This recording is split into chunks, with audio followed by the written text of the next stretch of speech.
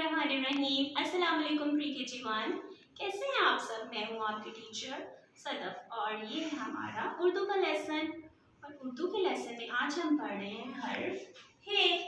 हे से हथौड़ी, हे से हाथी, हे से हेलीकॉप्टर, हे से हीरा, हे से हथौड़ी, हे से हेलीकॉप्टर, हे से हाथी, हे से हीरा। तो आज मैं आपको बताती हूँ कि ये लिखना कैसे है। इस नुक्ते से शुरू करना है और इसको गोल बनाना है। ये है हे।